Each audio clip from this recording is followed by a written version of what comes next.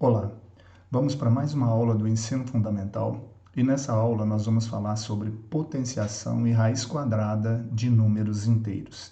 Nós vamos estudar algumas regras para a gente trabalhar essas operações, nós vamos rever um pouquinho de potenciação que nós estudamos nos nossos anos anteriores. Então vamos à nossa aula? Potenciação e raiz quadrada exata de números inteiros. Então vamos rever um pouquinho sobre a potenciação. Então a gente sabe que quando a gente tem uma potência, nós temos aqui A com expoente n sendo igual a vezes A vezes A vezes A, e aqui uma reticências e o A. O que isso aqui está indicando para nós?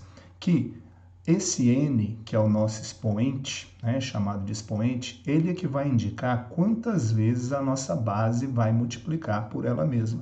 Então, nós temos aqui como exemplo, olha, o 5 na base e o 3 no expoente. Esse 3 vai indicar que o 5 vai multiplicar por ele mesmo 3 vezes, E o B que está aqui, ele é a potência. Então, a potência é o resultado da operação de potenciação. Então, nós temos aqui base, A, N, expoente, e B, a potência. Lembrando sempre que o expoente indica quantas vezes a base vai multiplicar por ela mesma.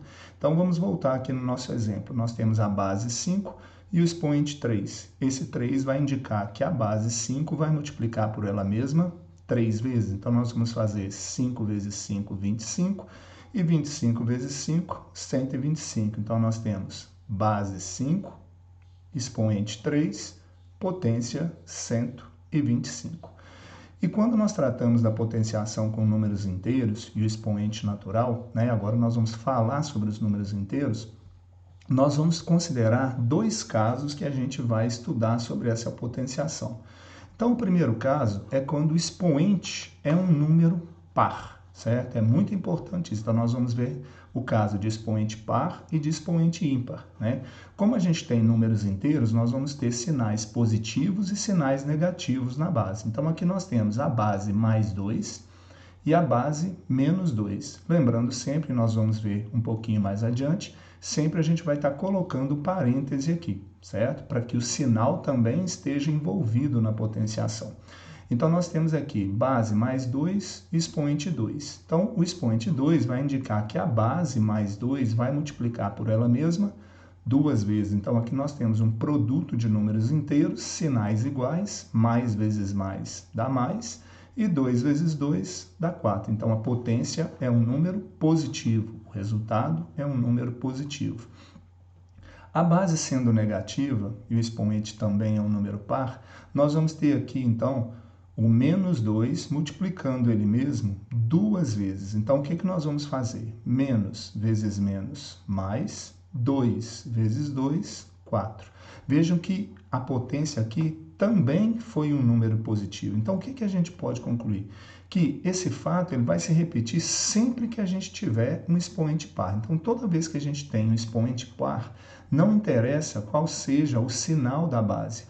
A potência, o resultado, vai ser sempre um número positivo. Então, o que nós podemos concluir sobre isso? Que quando o expoente for um número par, a potência será sempre um número inteiro positivo. E o segundo caso, o expoente é um número ímpar. Então, aqui nós temos a mesma base, mais 2 e menos 2, só que agora é um número ímpar. O 3 aqui como expoente. Então, isso vai indicar o quê? Que o mais 2 e o menos 2 vão multiplicar por ele mesmo 3 vezes. Então, resolvendo, o que nós vamos ter? Mais vezes mais, mais, e o resultado mais vezes mais vai continuar dando mais. Agora aqui, menos vezes menos vai dar mais, e mais vezes menos vai dar menos. Então, 2 vezes 2, 4 vezes 2, 8. Então, aqui deu dois resultados opostos. E esse fato ele sempre vai ocorrer quando o expoente for ímpar. Então, que conclusão a gente pode tirar aqui? Que toda vez que a gente tem uma potência que a base é um número positivo ou negativo e o expoente é ímpar, o resultado vai ser sempre igual ao sinal da base. Então, vejam aqui, olha, a base era positiva, o expoente era ímpar, o resultado foi positivo. A base é negativa, mas o expoente é ímpar, o resultado seguiu o sinal da base, ficou negativo, né? Então, quando o expoente for um número ímpar, a potência será sempre o mesmo sinal da base. Essa operação ela é muito importante, essas duas regras são muito importantes porque elas vão interferir nas nossas resoluções posteriores, inclusive nos cálculos, né, envolvendo expressões numéricas, envolvendo potência. Então é importante a gente guardar essas duas regras. E aí a gente tem algumas observações importantes.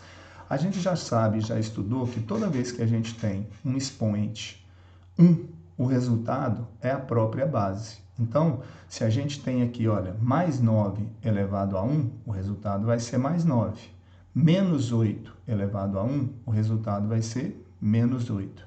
E a gente sabe também que, com A diferente de zero, né, toda vez que a gente tiver um expoente 0, o resultado vai ser sempre 1. E nós vamos considerar esse 1 aqui como sendo um número positivo. Então, a gente tem aqui, olha, 0 elevado a 1 vai dar 0, mais 9 elevado a 0 vai ser igual a 1, menos 8 elevado a 0 vai ser igual a 1, e o próprio 10 elevado a 0 vai ser igual a 1 também. Sobre as potências envolvendo o conjunto dos números inteiros, a gente vai estudar, né, algumas propriedades. Essas propriedades vão ser atalhos, vão ser relações que vão nos ajudar a resolver com mais facilidade quando a gente tiver operações com potências. E nós temos algumas propriedades que a gente vai falar. Então, a gente tem a primeira propriedade, que é quando a gente tem uma multiplicação de potências de mesma base. O que significa isso?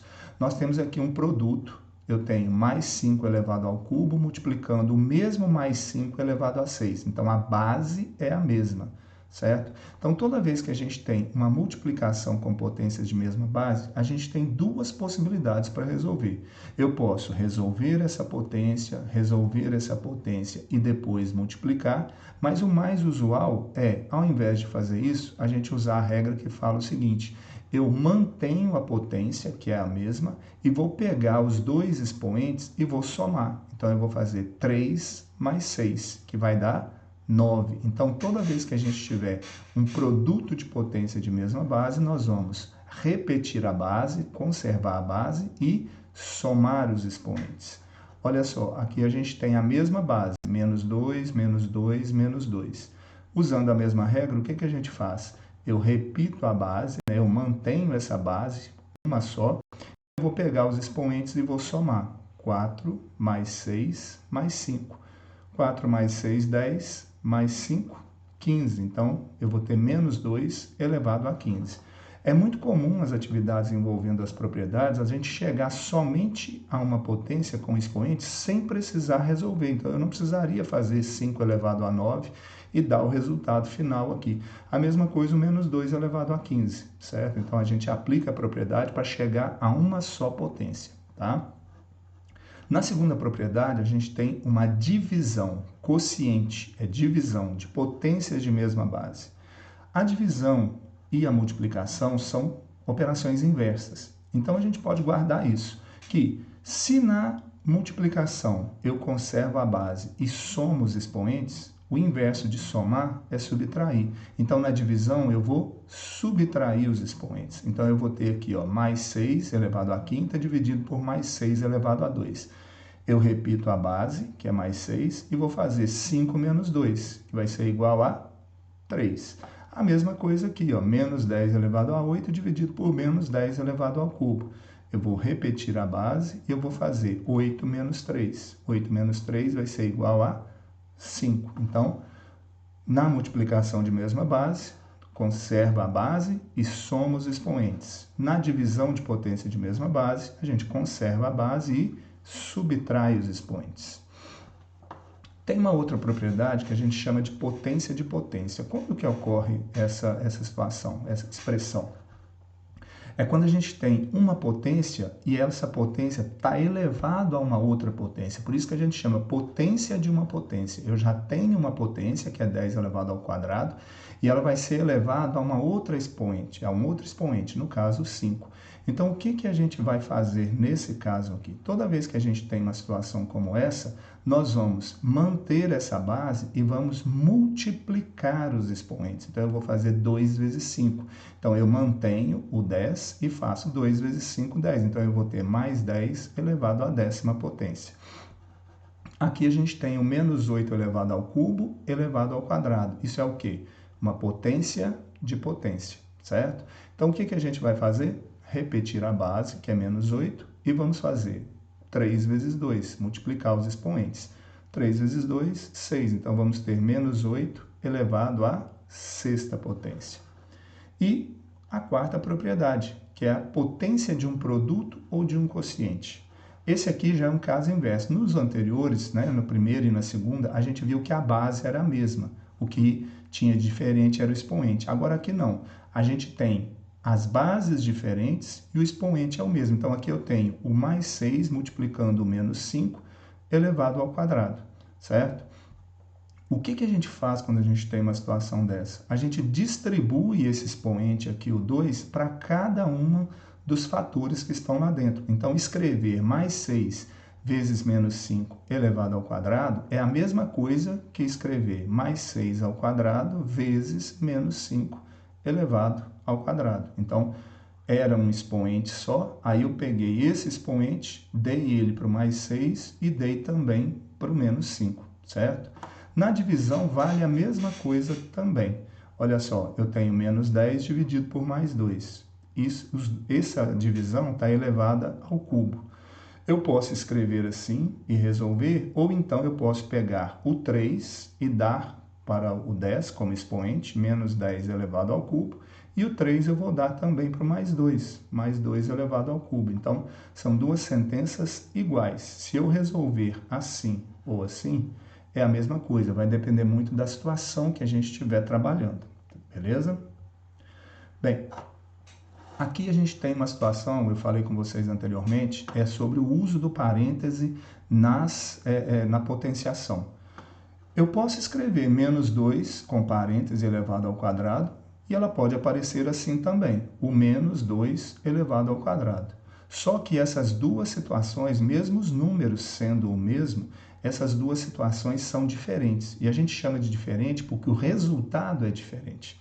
Quando eu tenho o parêntese, a minha base é o menos 2. Então, aqui, ó, menos 2 elevado ao quadrado, o menos 2, ele vai entrar como base e ele vai multiplicar ele mesmo quantas vezes for necessário, dependendo do expoente. Então, aqui eu tenho menos 2 ao quadrado, eu vou fazer menos 2 vezes menos 2, que vai dar mais 4. Porém, se eu não tenho o parêntese, esse sinal menos aqui, ele vai funcionar como se fosse um sinal de operação, uma subtração. E ele não vai ficar envolvido com essa base. Então, nós vamos ter aqui, olha só, o menos 2 ao quadrado, esse sinal negativo, ele fica de fora, esperando eu resolver a potência. Então, na verdade, eu vou resolver somente 2 ao quadrado. E 2 ao quadrado dá 4, só que o sinal acompanha. Então, eu vou fazer o 2 vezes 2, que dá 4, e o sinal negativo ele vai permanecer aqui o mesmo, diferente do anterior, voltando aqui. O negativo, ele acompanha a base, então ele entra na operação de multiplicação, e a gente sabe que menos vezes menos dá mais. Aqui já não vai acontecer essa mesma situação, né? E sempre que o expoente for par, nós vamos ter essa situação que a gente tem aqui. Se o expoente for ímpar, isso acaba não mudando, porque o expoente ímpar, ele vai seguir o mesmo sinal da base. Então, se fosse menos 2 com parêntese elevado ao cubo, ao quadrado, ao cubo, aliás, desculpa, eu tenho menos 2 ao cubo vai dar menos 8. Se eu fizer aqui, 2 ao cubo é 8, vai ficar menos 8 também. Então, essa situação é válida somente quando a gente tem expoentes pares, né? Então, olha só o exemplo que eu já mostrei para vocês anteriormente. Olha, se esse expoente for ímpar, o resultado aqui, ó, vai ser o mesmo. Menos 2 elevado ao cubo, menos mais, vezes menos, vai ficar menos 8. E menos 2 sem o parênteses, elevado ao cubo, vai ficar menos 2 vezes 2, 4 vezes 2, 8, e o resultado é o mesmo. Então, embora essas expressões tenham significados diferentes, no caso do expoente ímpar, os resultados vão ser iguais. Agora, se o expoente for par, o resultado vai ser diferente e a gente tem que ficar mais atento a essa situação. Bom, agora nós vamos falar sobre a raiz quadrada exata, certo? O que é a raiz quadrada? É a operação inversa da potenciação. Então, quando eu tenho aqui esse número 16, certo? E eu pergunto, quais são os números inteiros que elevados ao quadrado dão 16? A gente chega à conclusão que esses números inteiros seriam o mais 4 e o menos 4. Certo? Então, dentro do conjunto dos números inteiros, nós vamos envolver o sinal positivo e o negativo. E por que pode ter dois resultados aqui? Certo? Quando a gente está no conjunto dos números naturais, eu tenho somente o 16. Ele é um número que vai ter como resultado o 4. Mas se ele é considerado um número inteiro, tanto o mais 4 elevado ao quadrado quanto o menos 4 elevado ao quadrado dá 16.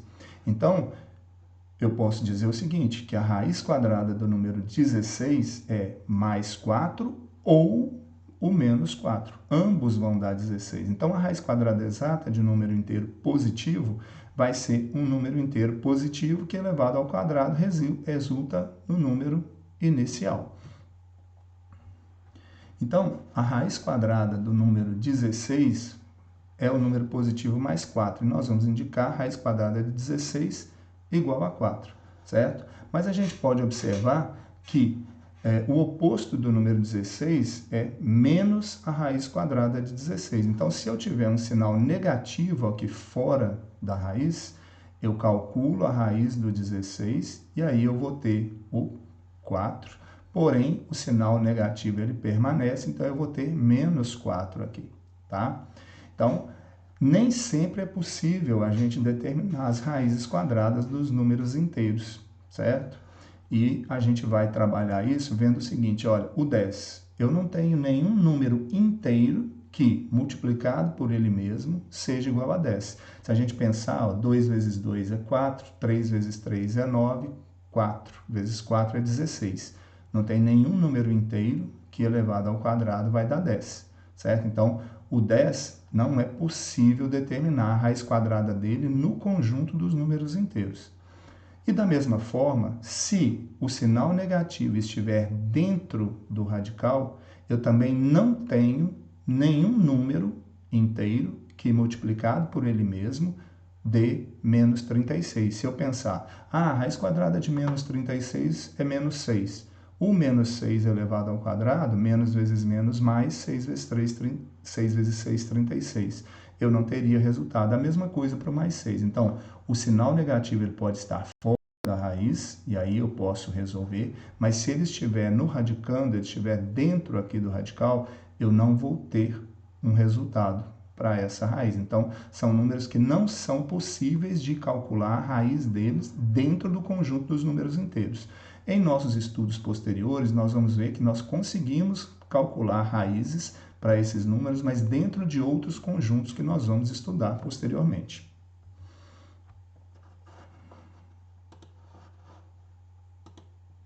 Bem, chegamos ao final da nossa aula.